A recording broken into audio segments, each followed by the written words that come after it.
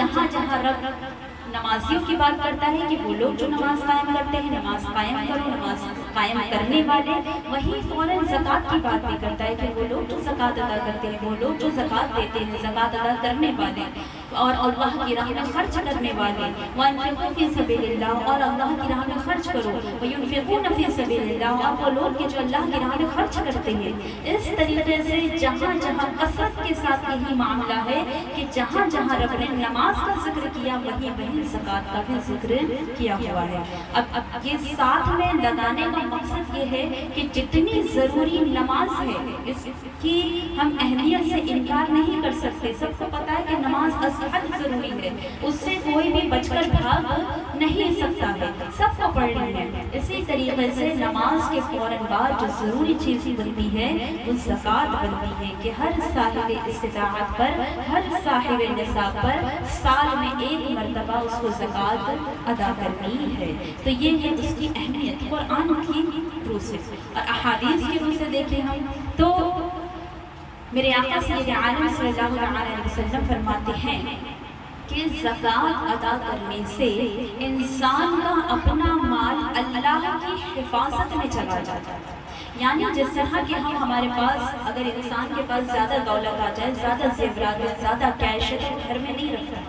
اپنے گھر کے لاکر میں بھی وہ اس کو محفوظ نہیں سمجھتا ہے کہ چور اچکوں کا دور ہے اور کوئی بھی فراڈ کر کے ڈاکہ کر کے کچھ بھی کر سکتا ہے، تو اپنے گھر کی، اپنی ہی الماری کی، اپنی ہی تجوری میں بھی ہم اپنے مال کو محفوظ نہیں سمجھتے۔ کہاں اس کو ڈالتے ہیں؟ جب زیادہ دولت ہوتی ہے تو پھر بینک کے لاکرز میں رکھا جاتا ہے، پھر بینک کی تجوریوں میں رکھوایا جاتا ہے۔ کیوں؟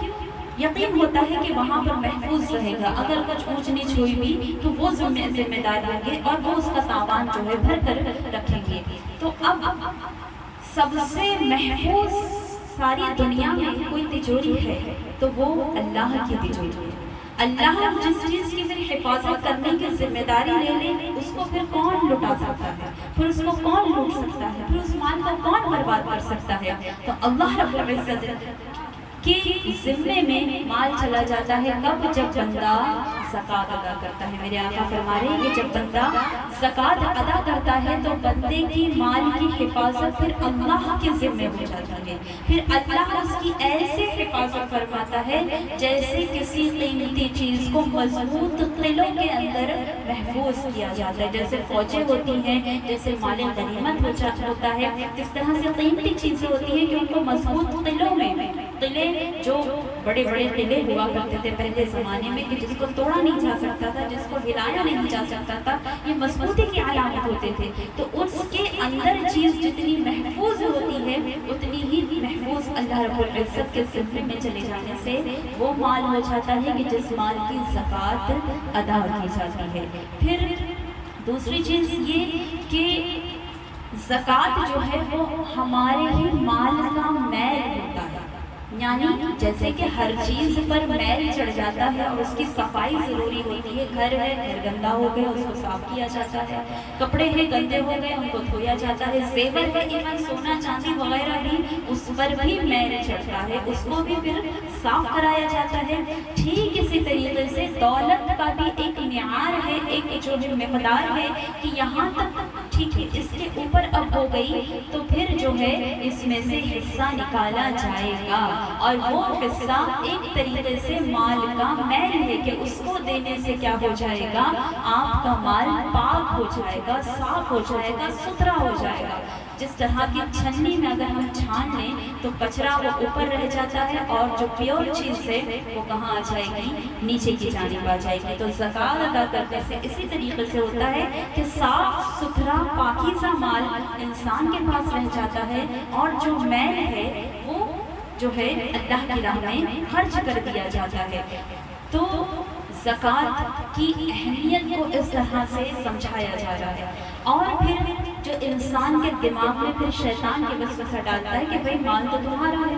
کمایا ہم نے، محنت ہم نے کی، محنت مزدوری کر کے پسینہ ہم نے بہایا، دھوپ میں کھڑے ہم رہے، بھاگ دوڑ ہم نے کی، کمایا ہم نے، اور یہ دیا پھر کسی اور کو جا رہا ہے، مال تو ہمارا ہے، ہم دے کیوں رہے ہیں دوسرے کو؟ یہ شیطان دماغ میں وسوسہ ڈالتا ہے۔ تو سب سے پہلی چیز جو کچھ بھی ہے مسلمان کا عقیدہ یہ ہونا چاہیے کہ جو کچھ بھی ہے،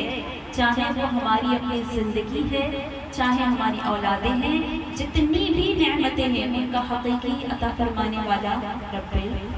رب کائنات ہے، رب العالمین ہے، اللہ رب العزت ہی ہے جو امیری بھی دے رہا ہے، غریبی بھی دے رہا ہے، بیماری بھی دے رہا ہے، شفا بھی دے رہا ہے، گھر بھی دے رہا ہے، اولاد بھی دے رہا ہے، تو ساری چیزیں اللہ دے رہا ہے۔ تو یہ دولت بھی جو ہمارے پاس ہے، یہ سب کچھ بھی دینے والا اللہ ہی ہے۔ جب کسی کا دیا ہوا ہے تو پھر یقیناً ہمارا ہے ہی نہیں، ٹھیک ہے، ہم نے بس تھوڑی سی محنت کی کوشش کی، ذریعہ بن گئے ہم اس کو حاصل کرنے کا،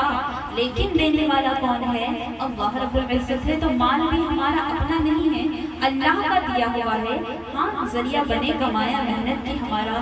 تسلط بنا، اس کے اوپر اختیار بنا، اب اللہ نے فرمایا کہ ٹھیک ہے تم استعمال کرو، تمہارا اختیار دیا اس پر، لیکن پھر اس میں سے ایک حصہ مقرر کیا کہ 40واں حصہ تمہارے مالوں کا، یعنی 2.5%، 2.5% حصہ یہ غریبوں کا ہے، یہ یتیموں کا ہے، یہ مسکینوں کا ہے، یہ ضرورت مندوں کا ہے، یہ محتاجوں کا ہے۔ تو جب اتنا حصہ ان کا ہے تو اگر جب کوئی نہیں دیتا ہے اور وہ یہ سمجھتا ہے کہ یہ تو میرا ہی ہے، تو یہ اس کا نہیں ہے۔ یہ ٹھیک اس طریقے سے ہے کہ کسی کی کوئی چیز ہم نے لے کر کے رکھی ہوئی ہے اور اس چیز کو ہم اپنا سمجھنا شروع کر دیں کہ یہ میری چیز ہے، جبکہ وہ چیز ہماری ہوتی ہی نہیں ہے، وہ کس کی ہے؟ سامنے والے کی چیز ہے۔ تو اسی طریقے سے جتنا اماؤنٹ زکوٰۃ کا بنتا ہے وہ یہ سمجھ لیں کہ یہ ہمارا ہے ہی نہیں، یہ کس کا حصہ ہے؟ یہ غریبوں کا حصہ ہے، یہ یتیموں کا حصہ ہے، یہ مال ان کا ہے جو ہمارے پاس رکھا ہوا ہے، جو ہم نے ابھی تک دیا ہی نہیں ہے۔ تو جتنا جلدی ہو سکے اس چیز کو دے کر کے اپنی ذمہ داری ادا کریں۔ اور نہ دینے والے، اب جو نہیں دیتے ہیں اس کے تعلق سے کیا کہتی ہیں احادیث؟ قرآن میں سخت وعیدیں سنائی گئی ہیں، سخت عذابات سنائے گئے ہیں۔ قیامت کا وہ منظر حدیث میں پیش کیا گیا کہ میدان حشر میں ایک بہت بڑا سانپ اژدہا ہوگا کہ جس کی آنکھوں سے شعلے نکل رہے ہوں گے، جس کی آنکھیں آگ برسا رہی ہوں گی، اور جہاں سے بھی گزر رہا ہوگا ہر چیز کو جھلسا رہا ہوگا، زبان سے بھی آگ برس رہی ہوگی، اور جو ہے اس کے دانت ہوں گے لوہے کے نوکیلے، بڑے بڑے دانت، پہاڑ کے برابر دانت۔ اس لوہے کے دانت سے وہ اس انسان کے ہاتھ کو چبانا شروع کرے گا کہ جو زکوٰۃ ادا نہیں کرتے تھے۔ وہ اس کے ایک ہاتھ کو جب چبائے گا تو وہ اس طرح سے چیخے گا وہ بندہ کہ اس کی چیخ سے سارا میدان محشر، یعنی ساری انسانیت، آدم سے لے کر آخری دنیا کا جو انسان ہوگا، یہ سارے انسان کانپ جائیں گے۔ وہ میدان حشر کے جہاں کسی کو کسی کی پڑی نہیں ہوگی، کوئی کسی کو دیکھنے کا روادار نہیں ہوگا، لیکن وہ چیخ اتنی بھیانک ہوگی، وہ چیخ اتنی دردناک ہوگی کہ انسان اپنی بھول کر کے یہ سوچنے لگے گا، یہ پوچھنے لگے گا کہ یہ دردناک چیز کس کی ہے؟ تو بتایا جائے گا کہ یہ اس انسان کی چیز ہے کہ جو زکوٰۃ ادا نہیں کرتے تھے۔ ایک ہاتھ کو پورا چبائے گا، وہ ہٹے گا، دوسرے کو چبانا شروع کرے گا کہ یہ وعدہ پھر سے آ جائے گا، پھر وہ اس کو چبائے گا۔ اس طرح سے یہ سلسلہ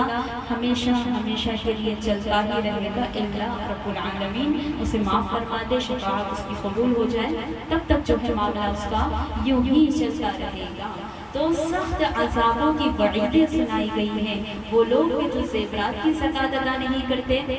تو حدیث کہتی ہے کہ وہی زیورات سانپ کی شکل میں جو ہے ان کے گلوں میں، سانپ کی شکلوں میں، اژدہوں کی شکلوں میں، بچھوؤں کی شکلوں میں انہیں پہنا دیے جائیں گے، اور جو ہے پھر کہا جائے گا، فرشتہ یہ ندا دے گا کہ یہ ہے تیرا مال، یہ ہے وہ ہاتھ جس کی زکوٰۃ نہیں دی تھی، یہ وہ ہے کنگن جن کی زکوٰۃ نہیں دی تھی، اب یہ سانپ میں بدل چکے ہیں، یا اب یہ اژدہوں میں بدل چکے ہیں، اب یہ بچھوؤں میں بدل چکے ہیں، اور ان پر آگ ہی آگ برس رہی ہوگی۔ تو سخت ترین عذابات کی وعیدیں سنائی گئی ہیں کہ بے انتہا جو ہے سخت عذاب ملنے والا ہے ان لوگوں کو کہ جو زکوٰۃ ادا نہیں کرتے ہیں، کہ وہ اماؤنٹ، وہ رقم کی جو اللہ نے غریبوں کے لیے مختص کی ہے وہ ادا نہیں کرتے ہیں۔ تو ایک تو یہ عذاب ہے کہ نہیں دینے پر عذاب ہو رہا ہے، ایک دوسری چیز یہ ہے کہ اگر نہیں دیتے ہیں تو بندہ اس خوش فہمی میں نہ رہے کہ میں نے تو اپنا مال بچا لیا، نہیں بچ سکتا۔